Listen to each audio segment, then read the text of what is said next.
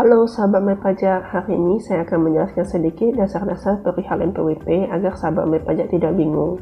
Khususnya bagi sahabat MyPajak yang sering bertanya, Kak, cara buat NPWP online gimana ya? Sebenarnya buat NPWP itu tidak susah. Namun yang mau dipahami adalah kenapa buat NPWP dan tanggung jawab setelah membuat NPWP.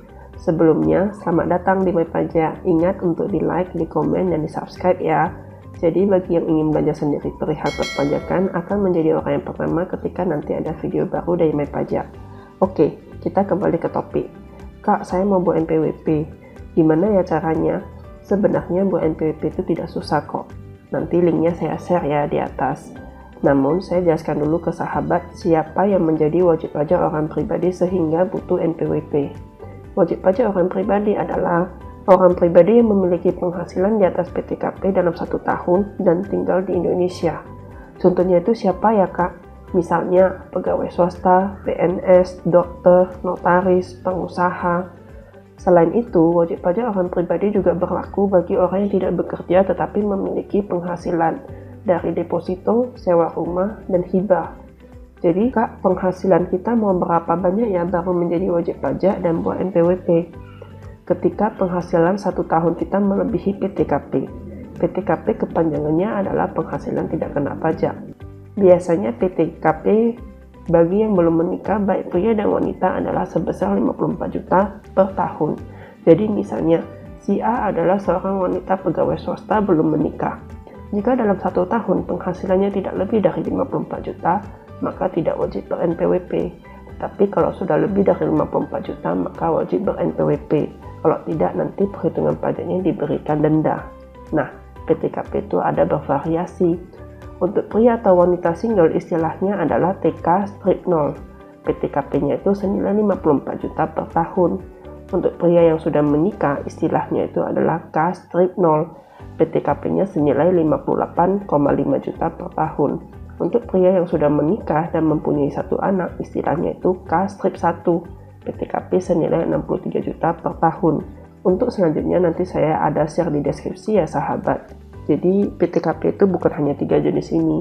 Selain tidak melebihi PTKP, ada hal lain yang tidak mewajibkan seseorang tidak wajib mengajukan NPWP, yakni adalah orang yang merupakan WNI namun tidak bertempat tinggal di Indonesia dan memperoleh uang dari luar negeri. Ini salah satu contohnya adalah TKI ya guys. Tetapi akan beda ceritanya jika orang tersebut ingin menggunakan hasil kerja luar negerinya untuk membeli rumah di Indonesia, maka dia memerlukan NPWP. Lalu Kak, gimana ya kalau penghasilan saya tidak melebihi PTKP? Tetapi syarat dari perusahaan tempat saya bekerja menginfokan wajib ada NPWP. Ya tidak apa, seperti yang saya sampaikan di awal, pembuatan NPWP itu tidak susah, namun wajib dimengerti tanggung jawab setelah memiliki NPWP itu apa saja. Jika merupakan salah satu syarat agar diterima di suatu perusahaan, maka langkah awalnya adalah buatlah NPWP sahabat secara personal dengan sistem online. Linknya nanti saya share ya di deskripsi atau nanti akan muncul kok di layarnya. Lalu perlu diketahui sistem pajak di Indonesia adalah self-assessment, yaitu hitung pajak sendiri, bayar pajaknya sendiri, dan lapor pajak juga sendiri. Untuk mempermudah itu, maka dari Direktorat Jenderal Pajak sekarang telah menyediakan sistem online untuk pembayaran dan pelaporan pajak. Namun sebelumnya, kalian wajib mengajukan nomor EVIN agar NPWP sahabat bisa terintegrasi secara online. Gimana cara dapat EVIN? Ini di atas ya link video EVIN-nya orang pribadi. Setelah EVIN sudah ada, maka pembayaran dan pelaporan pajak secara online pun bisa dilakukan. Pelaporan pajak tahunan orang pribadi paling telat setiap tanggal 31 Maret tahun berikutnya. Lalu Kak, jika penghasilannya di bawah PTKP, apakah yakin Kak saya tidak perlu ada NPWP? Jawabannya itu tergantung.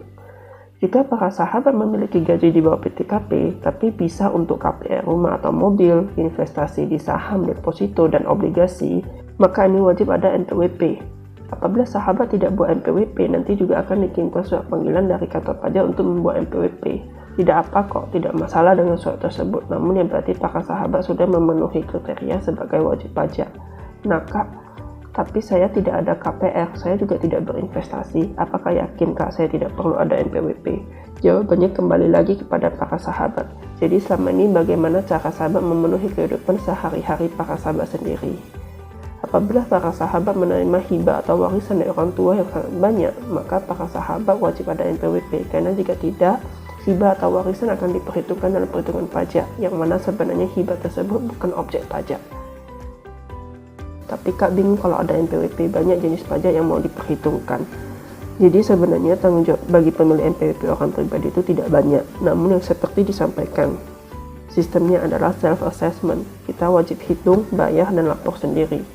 Bagi orang pribadi, jika dia adalah seorang pegawai, maka tidak perlu menghitung dan membayar sendiri perhitungan pajaknya, karena ini semua akan dilakukan oleh para pemberi kerja.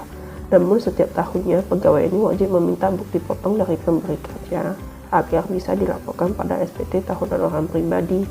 Bagi orang pribadi, jika dia adalah seorang pengusaha, maka wajib menghitung dan membayar sendiri PPh 25, PPh 29, dan PPh Pasal 4 Ayat 2 jika ada.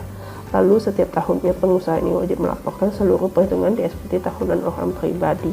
Apabila membingungkan, saat ini Pajak menyediakan paket konsultasi persiapan pajak dan pelaporan pajak. Untuk informasi lebih lanjut bisa dilihat dari website ya, linknya saya share di deskripsi juga. Jadi sahabat, mengenai siapa yang wajib menjadi wajib pajak, siapa yang harus ada NPWP, ini semua kembali lagi kepada diri kita masing-masing. NPWP hanyalah sebuah nomor pengenal kita sebagai wajib pajak. Intinya dengan adanya NPWP adalah agar kita sebagai wajib pajak bisa melaporkan kepada negara bahwasanya penghasilan yang kita peroleh selama ini telah diperhitungkan dalam perpajakan, dan penghasilan inilah yang kita bisa membeli aset dan investasi. Jadi bisa disimpulkan adalah sebagai warga negara yang baik, aset dan investasi kita beli dengan penghasilan yang sudah dibayarkan pajaknya ke negara. Sekian dulu untuk penjelasan hari ini ya sahabat Pajak. Ingat untuk di-subscribe dan nyalakan lonceng notifikasi agar kalian menjadi yang pertama mengetahui video terbaru dari Pajak. Terima kasih.